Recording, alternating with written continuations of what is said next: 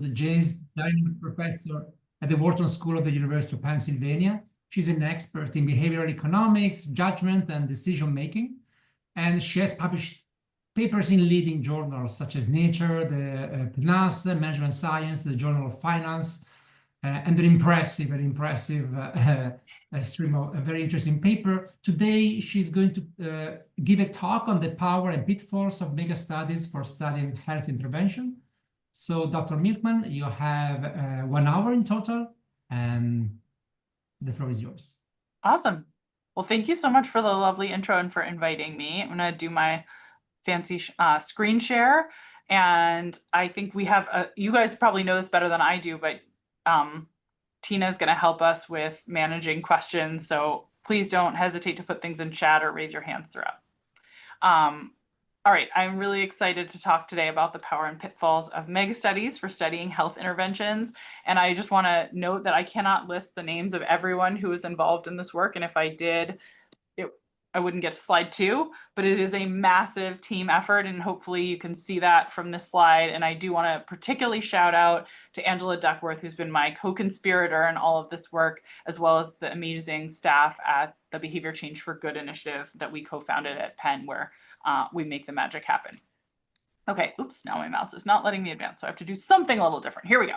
All right, for this audience, I probably don't need much motivation to say that policy questions are important in understanding how behavioral science insights can help really matters. And yet it would feel like I was missing something if I didn't start with a little bit of motivation. So I have a couple slides here that you will be familiar with.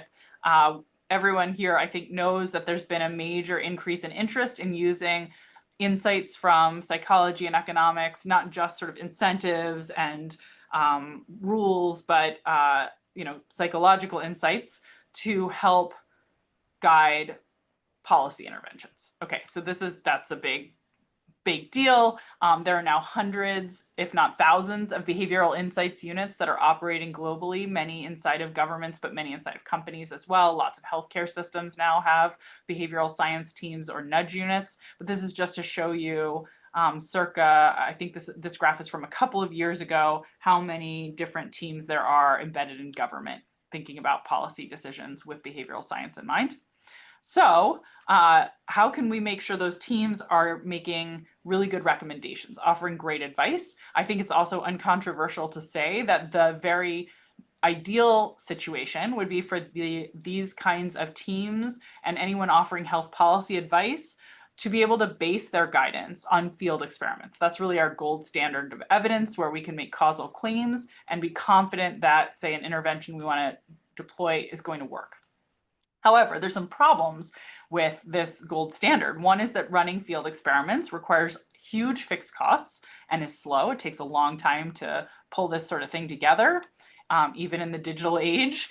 And even when we have field studies to look at, another challenge for policymakers is that we often don't know what's our best recommendation, because even when we've run field experiments, we might have to compare effect sizes across studies that require apples to oranges comparison. So maybe there's one team that looked at the impact, say, of incentive contracts on exercise in a population of older folks with heart disease in California.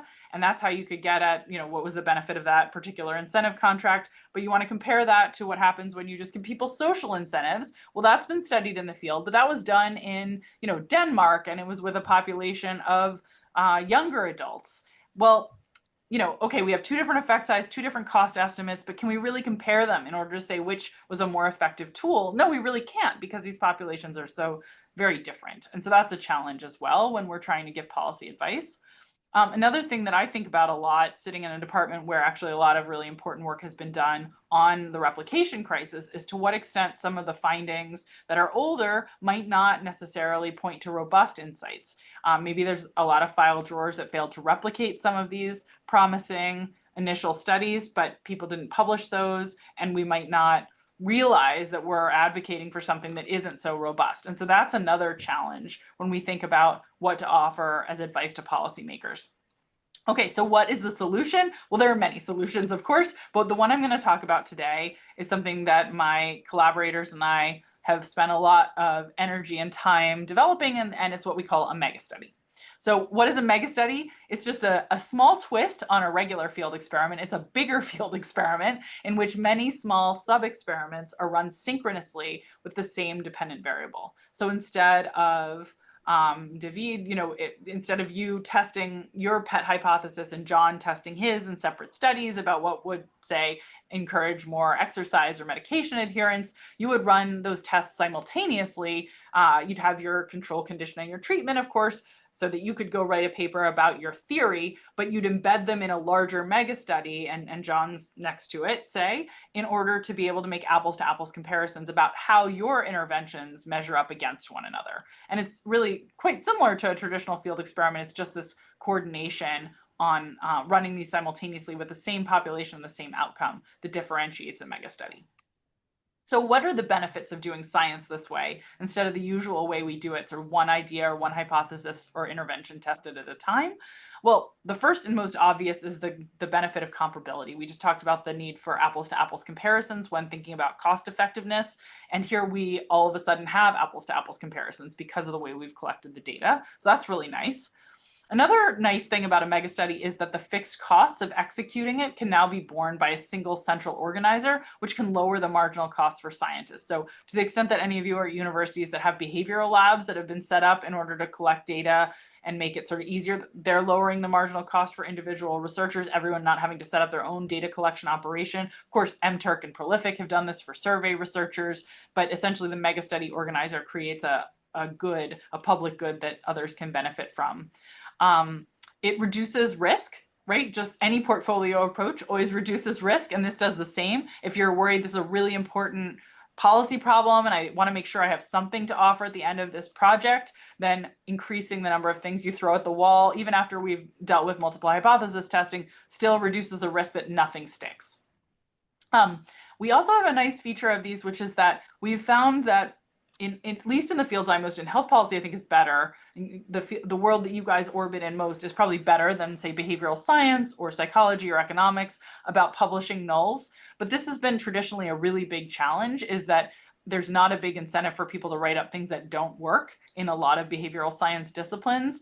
And there has been an appetite when we run mega studies for journals and top journals to publish all of the findings alongside each other, even the things that don't work. And that really can help with the file drawer effect.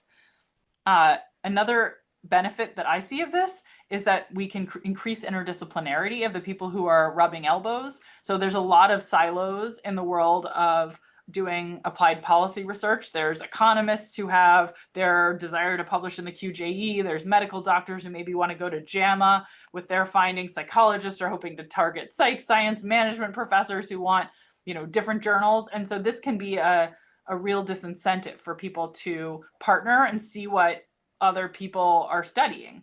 When we run a mega study, the benefit of that is that each team can still go publish in their preferred journal about their theory that they tested, but there will at least be a little bit of interaction around setting things up in the mega study and seeing what other people were testing in and at least one co-authored manuscript that just puts out there sort of how everything measured up against one another.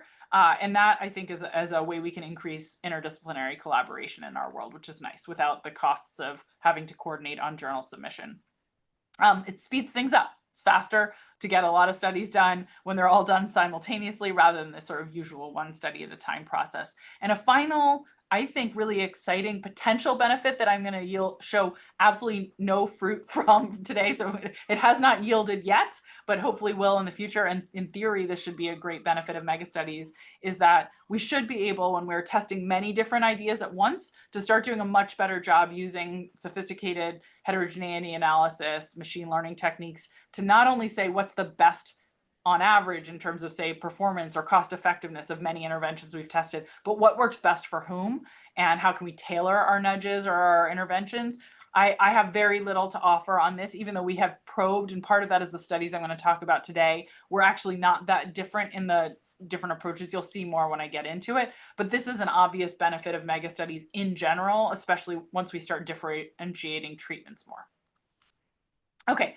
Before I get into sharing data, the other thing I want to just nod to is that this is building on a huge body of past research, and this is not a terribly revolutionary idea. In a sense, we're really borrowing from effective tools from other fields. One that I think is most noteworthy is the Common Task Framework, which totally changed the way the field of AI was accelerated about 15 years ago. So 15 years ago, if you were doing, say, image recognition or voice recognition or any of many different problems that AI researchers were trying to solve, you would have your own lab group with its own pool, its own methods that were quite different than another research group. So say you're working on image recognition at Berkeley and you run your own little lab, you would have a bunch of images that you were working on with your algorithm, trying to classify better. You'd have a validation method that was distinct to your research community, and you'd publish and say, here's how well my new algorithm classifies my images using my preferred validation, which is this.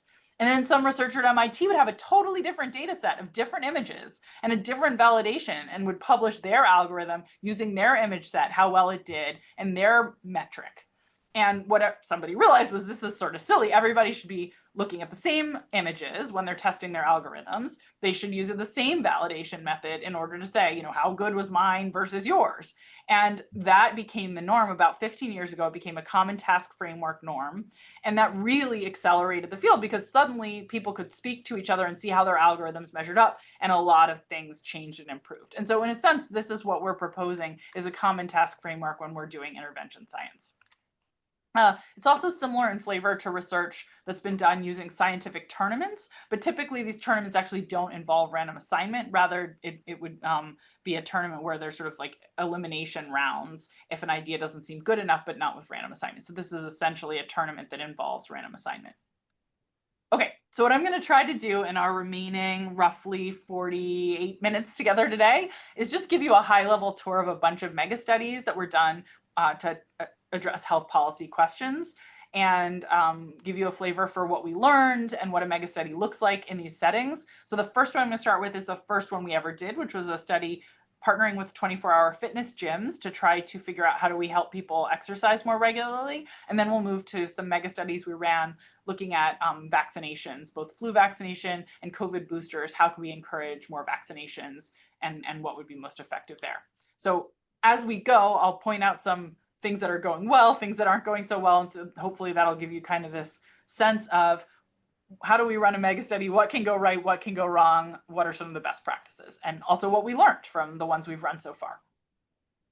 Okay, so let's start with 24-hour fitness, taking you back in time to our very first mega study. This was run pre-pandemic, but published in 2021 because it took a while to pull all the results together. But this is a 4 million member gym chain that we partnered with. They had 430 different gym locations around the US. Our study recruited a total of 63,000 roughly of their 4 million members to be part of a exercise program, a habit building science-based workout program that was also science in action. It was our mega study. It was a digital program that people were encouraged to sign up for when they joined a gym or at any point in their membership journey. And we got professional designers involved. So this looked like a real professional app that would support you on your exercise goal achievement.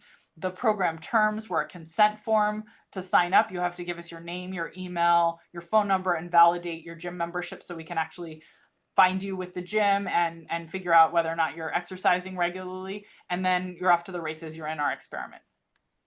Okay, so we had 30 scientists involved in this first mega study. They designed 20 different pre-registered research studies that were embedded within this step-up program.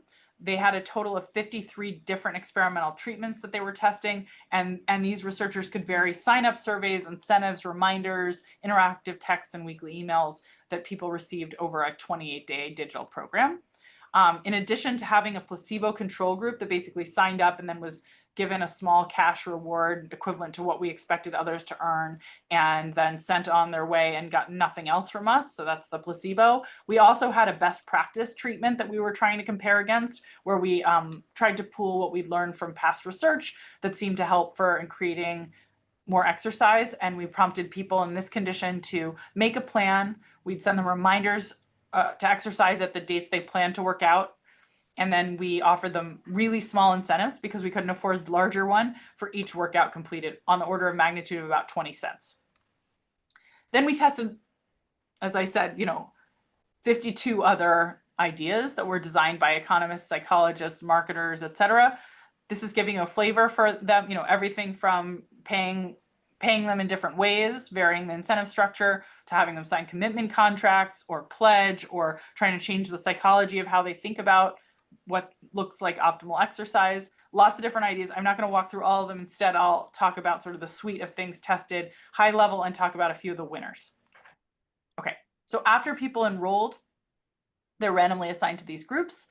They're all welcomed, congratulated for registering. They earn some points convertible to Amazon gift cards. And they're told what the incentive structure will be for the remainder of the 28-day program. Most of the researchers included a planning component, much like our best practice condition did, where they plan their weekly gym visits and get reminders. A lot of A/B tests were inserted after this. Now I'll take extra surveys or give you information or have you watch a video, though plenty of them also involve the reward screen, changing what descriptions people saw at that point. And then people were congratulated, told they're all set and that the program was beginning. At this point, they're on their own, except they're going to get reminders before planned workouts. And these might be different depending on your experimental condition in terms of what they say exactly. We had the ability for researchers to reach out and send text messages that were interactive to reinforce whatever theory they were testing. So you can see an example here of someone who was trying to encourage people to do more fun workouts because they thought pursuing goals in a way that was fun would increase goal pursuit. So this condition would send a reinforcement asking if people had been complying and doing fun things and encouraging them to keep doing so if not, or if so. And then they got a weekly email that could reinforce the key idea of the study as well. Okay. All right. So the key way I'm going to show you results for each of these mega studies is going to be basically in a big spider graph. Everyone will look something like this, where we're going to have on the x-axis, I will be plotting the regression estimated treatment effect for each of the things we tested. The blue line here is the placebo control. So you're going to see a regression estimated increase in workouts per week induced by each of the different experimental conditions. So lots of dots are about to appear with whiskers depicting 95% confidence intervals. So let me just go ahead and show that to you. All of the dots that have been overlaid with an orange triangle, what that is telling you is that there is a statistically significant effect of the treatment relative to the control, even after dealing with multiple comparisons by BH adjusting our standard errors. Any dot that is just red, that's significant, but not after surviving the adjustment. So hopefully that kind of gives you a sense of what you're seeing. The most important thing to note about this graph so far is that we have a very clear right shift, meaning on average, even if we pooled across the treatments, what we're learning is basically our scientists were not incompetent. They were able to get people to exercise more by providing interventions to get them to exercise. So that right shift is very prominent if we pool all the conditions. Okay, great. These kinds of programs are increasing exercise significantly, not massively, but significantly. Okay, and some things are working better than others. There's actually more variance than would be expected by chance, right? So this isn't just a normal distribution around that right shift. And we can say a little bit about what some of the things are that work. In a second, I will do that. The other thing I want to highlight, oh, sorry. I just popped one thing up there, which is just that 36% of the treatments significantly outperform the placebo after controlling for multiple comparisons. So we're pretty decent at increasing gym attendance. Not great, but decent. We also confirmed that our sort of best practice condition, which got a little extra in sample size, alone was effective and better than the placebo control. So that's nice. And that was much harder for researchers to outperform. So that's the dotted line. You can see a few of the treatments significantly outperformed, even by the way, after correcting for multiple comparisons, but most didn't. So it was much, much harder to beat that best practices level, which makes sense. Okay, so what does really rise to the top? And really the goal of these mega studies is to highlight some top performers that seem worthy of more investment and testing, rather than to say, oh, like this is for sure the thing you should always do. These are some of the most promising. And there's a statistical tie, of course, between many of the top performers. Let me dig in a little and say what some of those things were that were particularly effective and rose to the top. One that was really promising and I think quite interesting, and that was led by John Bashirs at Harvard, was a study that tried to emphasize the importance of not falling off the wagon. So if you have a series of planned gym visits, if you miss one, you get a little teeny extra incentive to come back for your next one, so you won't let one miss accumulate to a series of misses. So say you're planning to work out on Monday, Wednesday, and Friday, you miss Wednesday. Normally you'd only get about 20 cents in Amazon gift card points for showing up at the gym. Well, now after missing Wednesday, if you come back on Friday, instead of 20 cents, you get 29 cents. So I think importantly, this is not a massive incentive. I don't think people aren't strategically skipping a workout in order to get that extra 9 cents for their next one. What we are instead trying to do here is really something more psychological, which is say, we really don't want you to miss 2 in a row. Don't let that miss accumulate. And there's a little sweetener to coming back after a single miss. And that was the most effective of all the things we tested. It increased gym visits by 27%. Says something about how important it is not to let people fall off the wagon after a single miss. Second top performer is really intuitive, and I actually think that's kind of cool and important. One of the control conditions involved just paying people a lot more per workout. So instead of about 20 cents per workout, it was roughly an order of magnitude larger. That turned out to be just as effective as this much cheaper way of trying to encourage extra gym visits, which was via this sort of don't fall off the wagon type of reward structure. So $2 instead of 20 cents per workout works. Incentives work. That's good. Good to confirm that. And it's a bit of a benchmarking exercise. The third best performer was designed by the great Bob Cialdini, who has written a lot about influence tactics and particularly about the power of social norms. And here he had designed a study in collaboration with some other folks on our team that was trying to provide a bunch of different statistics throughout the experience, highlighting that there was a rising social norm. More and more Americans than before are exercising, and the majority are doing so. We went and found actual data supporting these claims and then put that in front of people over and over again, trying to tell them, hey, this is a popular activity to exercise and it's growing more popular by the year. That communication increased exercise. Okay, so that's where I'm going to stop in terms of telling you about the gym studies findings, but I want to talk about a second aspect of mega studies that we think is important and that we have often done, which is, do we even need to run this experiment, or can we just ask people to forecast what the treatment effects would be, and are they pretty good? Like, do we need to do the science, or can we just ask experts or frankly lay people, and could they figure out what would be the best performer for us based on seeing all the details of the treatments? If we can do that, we probably shouldn't spend time on expensive mega studies, frankly. So we tried to see how good forecasting was in a few different ways. The first study just employed prolific workers. We paid them to make predictions. We also tried asking professors from the top 50 schools of public health as rated by US News to make predictions, and specifically folks in departments that focused on exercise and promoting exercise and understanding how that would work. We also had practitioners from companies that specialize in applied behavioral science. So think companies like the Behavioral Insights team or Ideas 42. Those are the kinds of groups we're recruiting from who are paid to make forecasts. And we're going to look and see how well they do. Okay, so let's start with the prolific workers, the cheapest population to reach. Here you can see on the x-axis, I've plotted actual treatment effects that we estimated from our regression. And on the y-axis, I've plotted their predicted treatment effect, and I've kept the same scale on purpose. There's sort of 2 key points or takeaways to get from this graph. The first is over-optimism. So the reason those things are all squished up against the, up against the y-axis is that people are much too optimistic. They think that these treatments are going to have an order of magnitude larger impact than they actually do in reality. Okay, so they're too bullish about the treatment effects. How are they at predicting what will work? Well, they're not terrible. There is a marginally significant correlation. It's positive, 0.25. I don't think that people have a crystal ball here. Seems like we should probably still do the science experiments, but they have some ability to kind of predict. So it's not absolutely terrible. I think that's interesting. What happens when we go to these experts in schools of public health? Well, 2 things. One, they are still overly optimistic, but not quite as bad as the prolific workers, so a little bit more grounded in reality, but not a lot. And second is they have absolutely no idea what will work whatsoever. So they seem actually less sophisticated about understanding what causes people to exercise more than the non-experts, which is interesting. Okay, let's go to the behavioral science experts, and things get even worse here in terms of prediction quality. Here if they're like, borderline anti-correlated, like I would bet against them, which is bizarre. And I don't know what to say about that. I hope that's a fluke.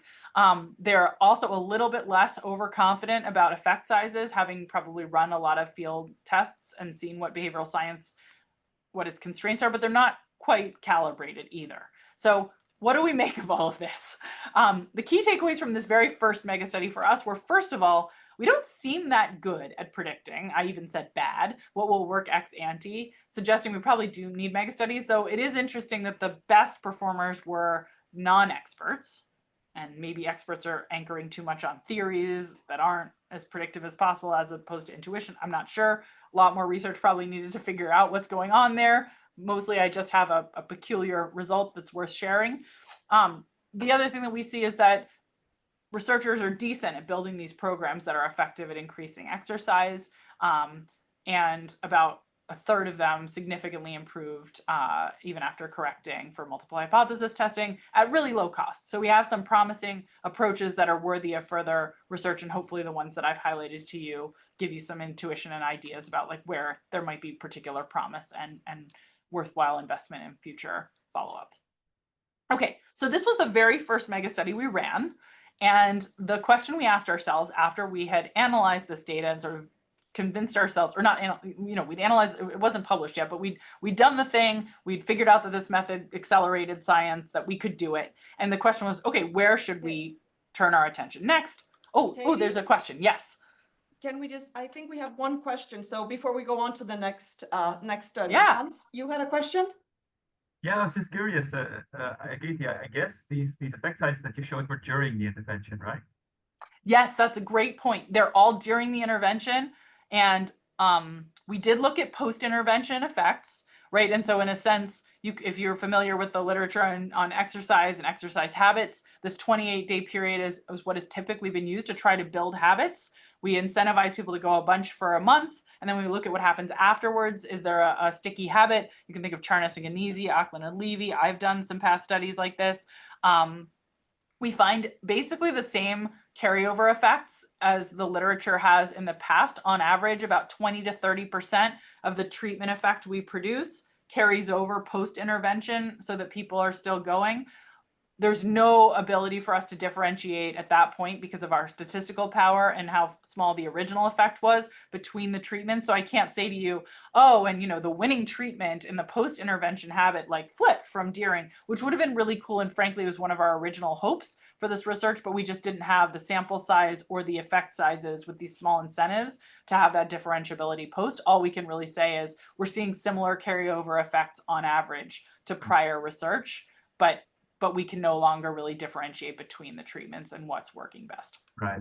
So you cannot really tell, like, but what is your sense? Let's say, is it like, is the ranking stable, you feel, like, for whether the ranking isn't super stable. It's not statistically indistinguishable from stable, but it makes me like, if I had 10 times the sample size, my intuition is I probably could see some things that are better for long-term effectiveness than others.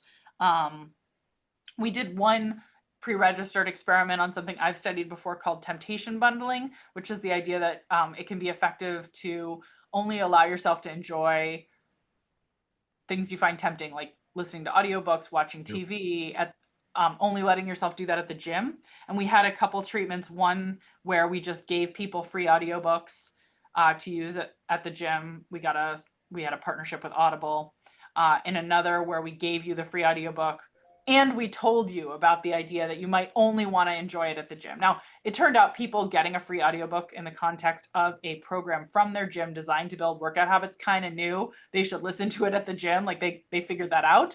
So both increased gym attendance, but the group where we gave them the insight about how useful it is to combine entertainment with workouts and only let yourself enjoy it, for them, we saw much more durable effects than for the people who just got the audiobook. And we wrote a paper about that, about the sort of like bigger increase in habit, for 37 weeks later, we're still seeing benefits in that one group, for instance. So there may be something about, I don't know if you know the literature on nudges versus boosts, but the idea that when we give you sort of an educative intervention that can be more durable potentially than something that sort of requires us holding your hand to implement. Maybe there's something to that a little bit in that one sub-study, but across the whole mega study, we really just don't have the power to do what I'd like to there. And yes, and John also has a question. Yeah, Katie, thanks. This is really interesting. I'm just curious to hear your thoughts on like the relative usefulness of adding another treatment arm versus increasing the sample size in each. Because is it right? So there's like 54 treatment arms, 60,000 observations. Yeah, if I had a time machine and could go back in time, I would have fewer arms in this one. And you'll see that as the studies go on, we're going to get like a lot bigger, because that's kind of the dream when you're doing a mega study, is sample size really is very powerful. We thought when we partnered with 24 Hour Fitness, they had 4 million gym members. They were like, oh, we're gonna have no problem getting you hundreds of thousands of participants for the study. So we were too bullish. Speaking, overconfidence is a theme in science, like scientists' predictions and scientists throughout the study. You're going to see that over and over. But anyway, we were overconfident that we would be able to collect more samples. So if we'd known it was going to be a 60,000 person study, we would have better powered it. But we thought we were going to hit 400,000. And in the end, we ended up recruiting for 9 months instead of 1 month as we'd hoped, and only getting to 60,000. Still, I mean, still the biggest gym study I think that's ever been run as an intervention, but it's not big enough for some of our goals. And if I had known that, we would have run 10 conditions instead of 60. Yeah. We've been learning as we go. Should I keep going? Yeah, I think you can awesome. keep going. Okay, all right. So the next 3 studies are going to be like a little bit more, they're going to gel together a little more, because they all were motivated by the most important policy problem we could think of in 2020 when we'd run our first mega study and we're turning to what's next, which was how do we get people vaccinated against COVID. So it was spring of 2020. We just finished this mega study. We had this new tool. We had a bunch of scientists interested in working on mega studies with us. And we thought, gosh, what's the most important problem? Probably getting shots in arms. Interest in COVID vaccines, as you may remember, before they were available in the US, already hinted that this was going to be a challenge. People were nervous about the speed at which the vaccine was being developed. And even in early days, people were saying, okay, the vaccine doesn't even exist yet, but I'm probably not going to take it. There was a lot of discussion of how do we develop the technology fast enough? How do we scale it fast enough? But we felt there wasn't enough discussion of what was obviously to us going to be a problem down the line of making sure people are excited to line up and get the injections that would save their lives. So we wrote an op-ed in June of 2020 saying, hey, there should be a major effort by behavioral scientists. And we wrote it in the most circulated paper in the US, which is USA Today, to try to reach the widest audience. We really need a team effort focused on that, not just developing the things, not just scaling up distribution. And we got some attention, which was exciting, and we're able to get funding and partnerships to do the science we felt was needed, which was running mega studies in the fall of 2020. You may remember there were no vaccines available in the fall of 2020. So you might be thinking, okay, how would you run these studies then? We ran them with flu vaccines in order to have insights ready to launch the moment the COVID vaccine hit the ground.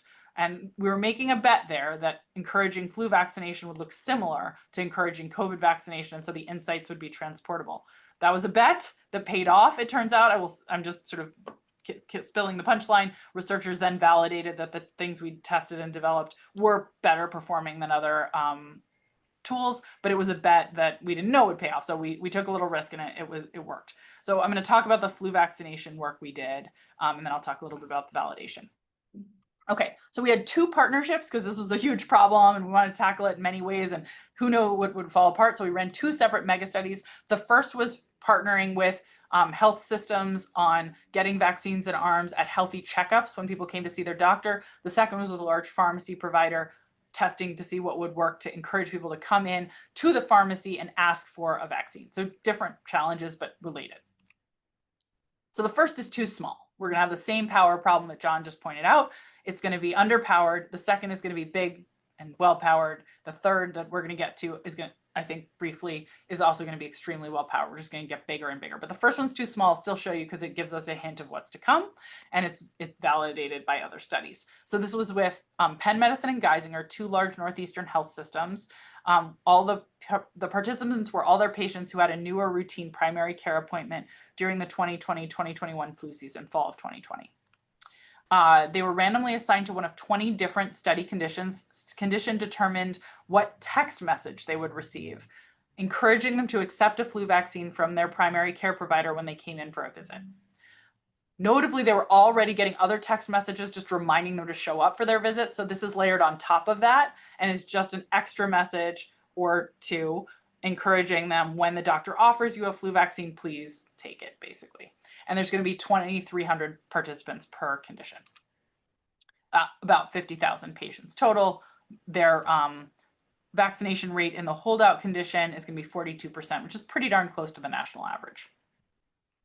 So we tested a lot of stuff. Much like in the Jim study, I won't tell you about everything. I'm going to focus on a few ideas and the winners will come out. But there was a range, and economists, psychologists involved. Things from dedicate your flu shot to a loved one, like you dedicate a marathon run and tell us their initials and so on. We tried a joke about the flu. Have you heard the one about the flu? Don't spread it around. Anyway, ha ha ha. The idea being if it's something you might repeat, you might remember it, and that might be a more effective reminder.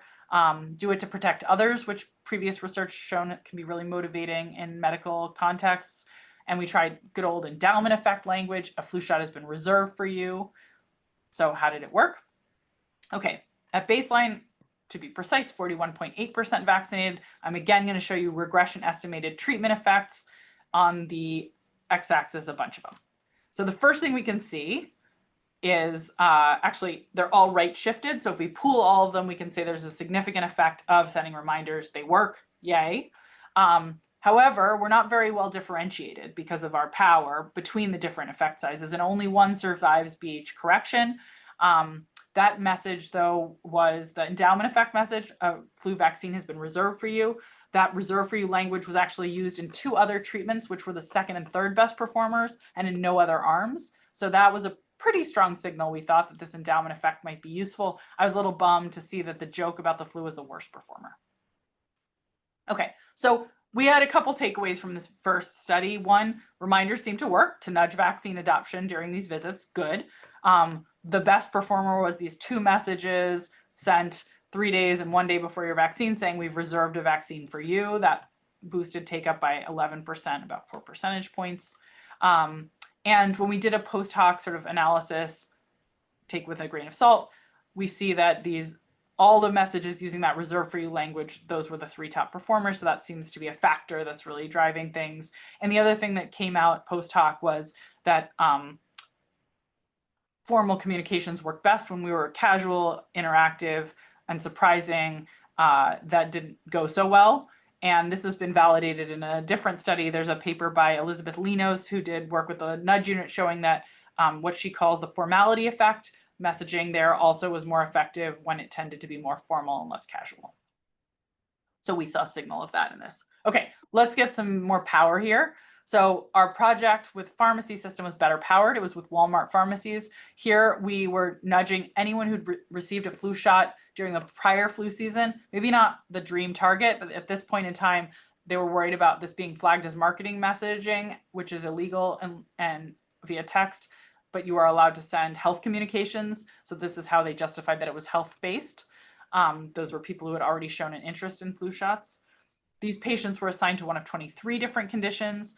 And here we had 30,000 participants per condition, so we're going to be much better powered to differentiate between messages.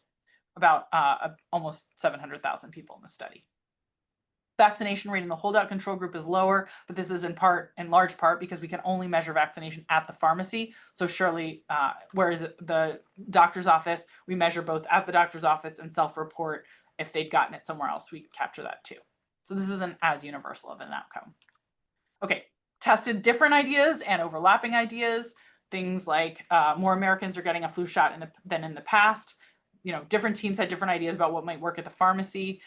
One that I thought was clever, just intentionally obfuscating the difference between correlation and causation and telling you that people who get the flu shot are healthier, wealthier, and better educated. Don't you want to be like them?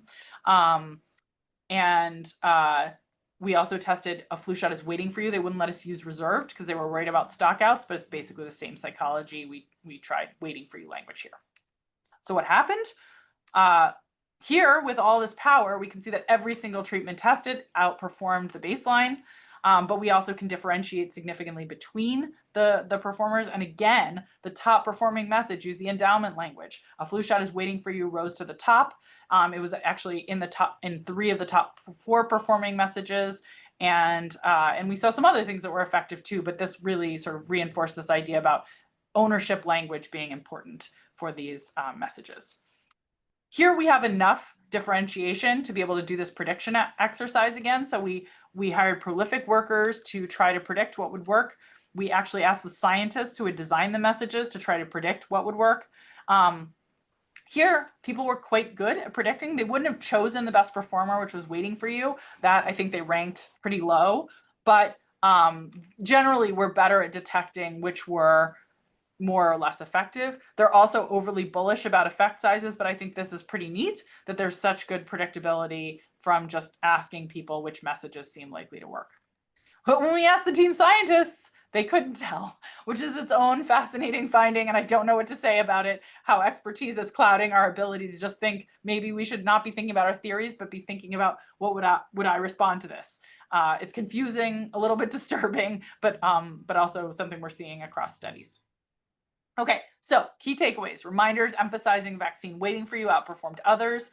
Another thing we were able to determine post hoc in this analysis is that the teams that decided to send multiple reminders instead of just one, they were more effective on average. So nagging seems to work in this context as in many others.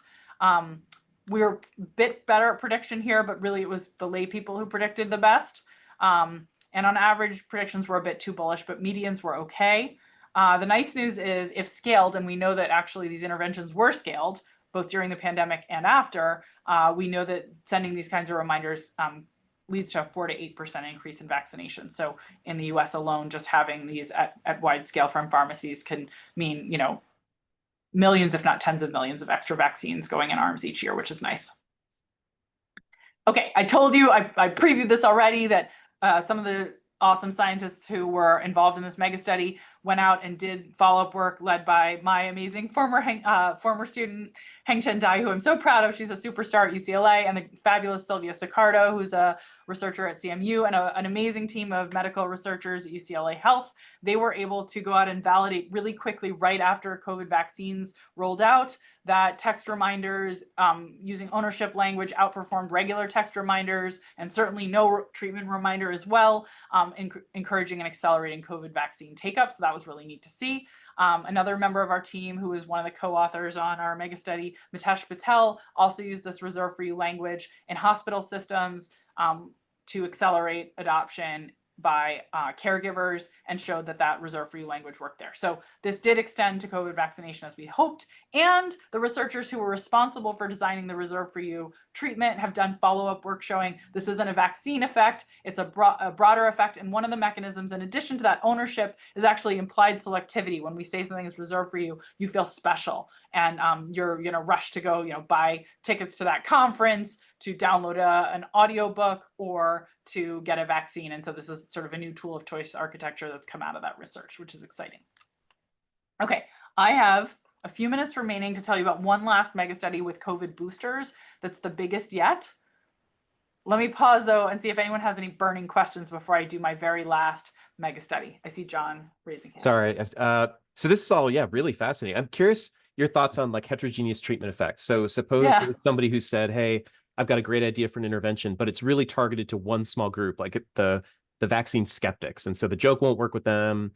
Do you force my treatment to be randomly assigned? So the reason I haven't talked about heterogeneous treatment effects in any of these studies is we basically don't find any. There's a tiny, tiny, tiny bit, but it's so puny, it's pathetic. And so I have many questions and possible answers for why that is. I think one of the answers is that these were really similar interventions. They're basically all reminders, just like with slightly different wording. And so Also, so far, we've mostly been targeting maybe not the most heterogeneous populations, at least in terms of observables. The pharmacy folks were all people who'd gotten a vaccine in the past, but there is a paper that Sylvia Sicardo and Heng Chen are working on with their treatment led by Alana Brody, who's a really terrific doctoral student, that does find some heterogeneity in the flu shot context, where people who had gotten a vaccine in the prior year are more effectively nudged by sort of a follow-through intervention, like planning out when and where. But that people who didn't get a vaccine in the prior year are more effectively nudged by an intervention that's really informational, like telling you about the benefits of vaccines, explaining to you what answers your questions. So they did find a little, but overall in the mega study, when we sort of use machine learning and say, go for it, like, what can you do to personalize and improve? There's a little boost from that if you were to if you were to say, okay, we're going to now tailor and give everyone the best performer estimated from them. But it's extremely small, much smaller than I would have expected. And my answer for why is probably because what we would have loved to do, by the way, I should say, is like, some people get lottery tickets. Some people, we would have liked more variance in the approach. Some people get a phone call from their pastor. But when we partnered with these systems, they were pretty risk averse about which interventions we proposed they would launch. And we ended up being constrained to only changing the words of a reminder. So I think that's probably a big part of why we don't see much heterogeneity. Hans, you also have a question? Yeah. So, I mean, I agree with you that, let's say, the effect sizes are not small, and also if it means that the tens of millions of people get an additional flu shot, that's great. At the same time, especially when you mention that these are previous flu shot takers, right? Weren't you sort of a little disappointed that sort of the maximum effect size was only a few percentage points increase? Was I disappointed? Sure. I mean, I would have loved it if we could have tripled the vaccination rate, certainly. But these are cheap interventions, and I have to say, having done enough nudge research over the years, this is roughly what I expected. And I think it's pretty in line with the effect sizes that, if you look at reviews of this literature, we normally get from a reminder.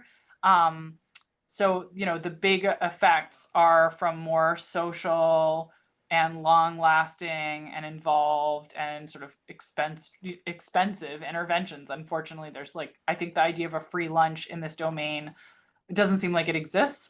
There's some studies with defaults, like I got you an appointment, that show maybe a 12 percentage point effect, if I'm remembering correctly. I think that's the biggest effect we've seen, but those are actually quite costly because then you have to hold a time slot for someone, and most people don't show up for the time slot you reserve for them. And so you have a whole massive amount of no-shows. So I would have loved something bigger, but this matches my expectations of reality. And I think the average nudge effect from the nudge unit is about an 8% change. And we were able to find some things that were maybe a little bit bigger than that. Any more questions before we continue? Okay, I think you can continue, Katie. Okay, well, Hans, your question is a good motivator of what was on our mind, because you said, were you just, wouldn't it have been nice if they were bigger? Were you surprised? I wasn't surprised, but I would have liked them to be bigger. And when we thought, what would be bigger? What's the home run maybe in this space that we'd like to test if we could really build support? We thought about free rides, and we thought maybe that would be a lot more powerful, for instance, than just reminding you. And so we decided, after we had some momentum from these last couple mega studies, a lot of policymakers were paying attention. What if we tried to do a mega study where free rides were pitted against some of these other sort of just messaging interventions, which are cheap to run? Might as well keep going and with that, see if we can optimize a little more. So we did a test in partnership with Lyft and CVS pharmacies. And the reason we wanted to test free rides, I'll give you a little more than just my intuition that it would be big. There's a lot of research showing that small transaction costs matter a lot more than we think, right? This is like the whole idea behind nudge. Friction matters more than we think. Vaccine accessibility, for good reason, was a really widely discussed challenge during the pandemic. There was correlational evidence published that those who lived further from where vaccination sites were placed ended up less likely to get vaccinated, which seems like, okay, well, how do we close that gap? Let's make it easier for the people far away to get to those vaccination sites.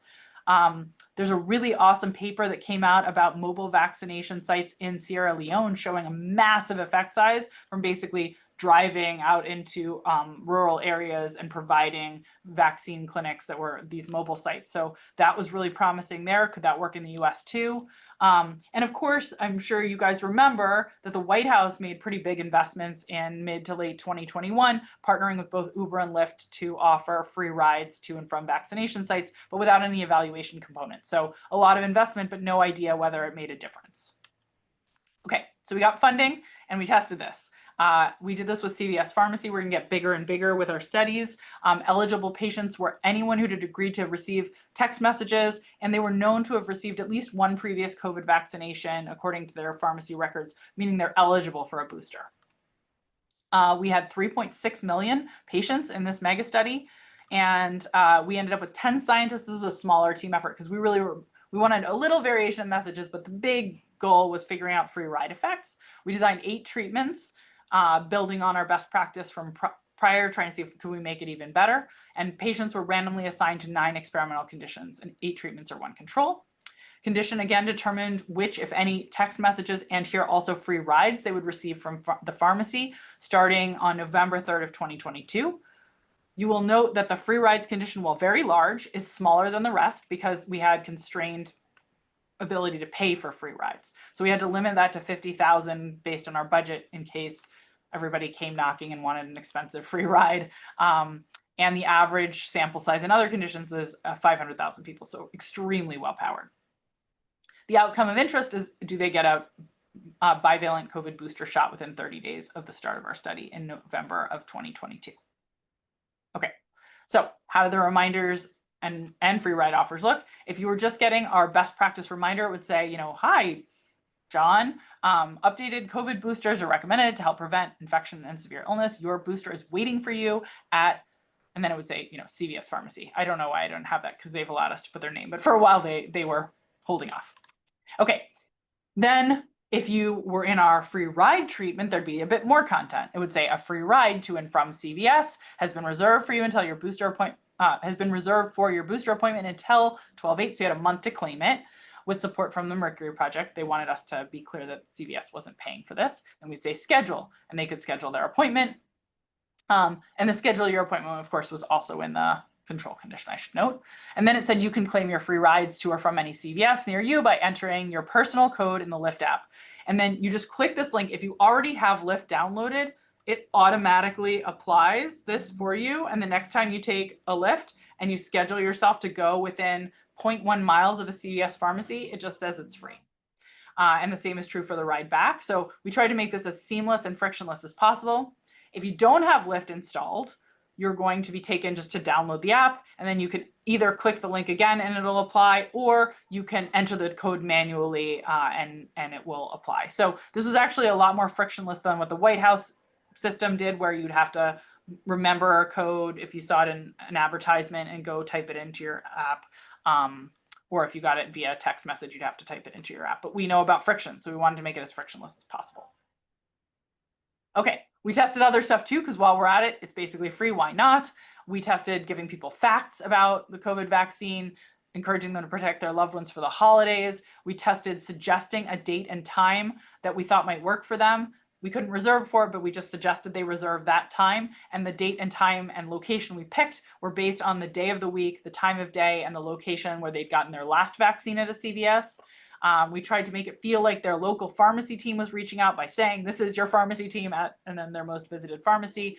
We also tried scaring them by telling them specifically about the current COVID transmission rates in their county and saying they were elevated if they were, and we tell them their percentile. So a bunch of different things we tested. Okay, so what happened? So you're used to seeing these graphs now. The first thing you can see is everything worked better than baseline. However, there is some differentiability because we're so darn well powered between these treatments. But the bummer of a result from this study was that there was no benefit whatsoever from offering free rides over and above these messaging interventions we've been testing. So zero. Absolutely no boost from the free ride relative to just sending you a well-worded reminder to go get your vaccine. The best performer, which is differentiated from the others, was this personalized suggested date and time that was based on your past behavior. though scaring you about the current transmission rates in your county was pretty darn good too, and was basically a statistical tie, as was a message from your local pharmacy team. COVID facts from the CDC came up at the bottom, unfortunately. So that wasn't the winner. Here we did try to look at heterogeneity and offering free rides, because we thought, maybe there's some subpopulation for whom the free ride is just like really a magic thing. If we looked at all the subpopulations we defined, so think about men, women, those above average age, below average age, you can see them all listed here. Medicare versus non-Medicare, haven't gotten a booster before but have. These are all the subgroups.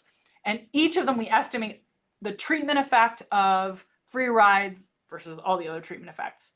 The average correlation of all the intervention effects for men, women, etc., is super high. So basically very little heterogeneity. There's a 0.72 average correlation between the estimated treatment effects for every different subpopulation, which to me is just one, and for me, it's kind of an intuitive statistic for saying people really respond the same way to all the interventions, whether they're men, they're women, they're old, they're young, they're boosted, they're not boosted. So I was surprised by that. I thought there'd be more heterogeneity with this one, but there wasn't.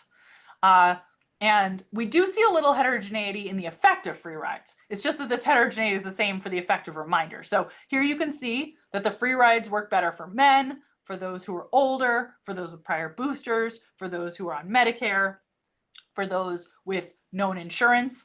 But P.S., so do all the reminders. So this is not specific to free rides, but I'm showing it to you for free rides. In general, we're basically saying, men, older people, those with prior boosters, those on Medicare respond better to intervention. So I think they're just more malleable to being nudged to vaccinate rather than more excited to get in a free ride. We tested a million other things you might think of, like, well, what if they lived in an urban core versus really far out in an exurb? What if they, had a really good public transportation in their area? None of it matters. There was no heterogeneity along any of the dimensions we thought there might be for free rides. Lay people could not predict this result at all. Lay people forecasted that free rides would lead to a 20 percentage point increase in vaccinations. They led to a 1 percentage point increase in vaccinations. So one, they're wildly over optimistic about all the intervention effects as usual, but here they're not calibrated because they're really expecting magic from free rides, and there's no magic from free rides. Experts also actually here, just to throw us off and be confusing, experts were better calibrated than lay people when predicting the results of these studies, but experts also thought free rides would be the best, and they were not. So I am left puzzled about prediction and what we can do with it. A few other things to say in my sort of last 2 minutes here. Even our worst reminder actually generated 80% of the benefit of our best performer. So here we're really, I think, pushing the limits of like the wording changes are not, we started with knowing a lot about wording because we'd already done Megastudy testing, but what I think this shows is like, probably we're kind of squeezing the last juice out of the lemon or whatever, or the orange, whatever you want to say, with the improved wording. Reminders do most of the work, and tweaking the wording further beyond what we'd already done isn't probably going to get us that much further. The other thing that's nice is we saw very clear spillover where we nudged people to get a COVID booster. They were more likely to get a flu vaccine too. So for every extra COVID booster, we got about 1/3 of an extra flu vaccination, even without mentioning flu vaccination. So people were, that was kind of a cool carryover effect. And we got tens of thousands of extra people vaccinated. So that's nice. Key takeaways. Behaviorally informed reminder, just as useful as a free ride, shockingly. So probably that's not where we should be investing at this point. Reminders, big percentage effect, small percentage point effect, 21% increase, spill over to 8% in flu vaccination, but small effects on average. The bigger effects were for men, Medicare beneficiaries, those with prior boosters, those with unknown insurance, older adults. So if we were limited, those are the populations we'd want to target with these reminders. And we do have some kind of cool new strategies, and we're doing follow-up to learn more about which of these things work best. I have a PhD student named Rob Kwan who's done an extra field experiment showing this suggested date, time, location is quite effective, outperforms the best practice. It doesn't need to be personalized, even if it's just a good suggestion based on the whole population, still outperforms. So that's kind of cool. And then these scary infection rates and local pharmacy messaging, we could do more research on too. Okay, I'm at time, but the main thing I want to leave you with is to say, mega studies seem to be booming. There's a lot more of them in progress. We're doing more, but lots of other teams are. So this is exciting. And it seems productive because they can reduce fixed costs, do this apples to apples stuff. They have limitations. They're harder, costlier to do, big sample size needed, central coordination. But if it's a really pressing policy problem, they do seem to successfully accelerate discovery. And so I'm bullish on them. And this is where I want to leave you, is saying sort of this talk in a meme. I hope that you're left feeling like mega studies are an exciting way forward. If you've been into field experiments, we can do even bigger, cooler field experiments that leave us with more learnings in the mega study era. So thank you for listening. Thank you for smiling at my meme slide. And I will wrap up there. Thank you, Katie. Fantastic. Thank you. It was a great talk. Any questions before we end? Any final questions? I love it when I leave an audience with all their questions answered. That is amazing. Thank you so much for having me. This was really fun, and I appreciate all the questions throughout. Thank you. Thank you so much, Katie. That was great. My pleasure. Thank you all. Take care. Bye-bye. Very nice. Thank you Take very care. much. Very, very instructive and fun. Thank you so Oh, much. thank you. Bye, everyone.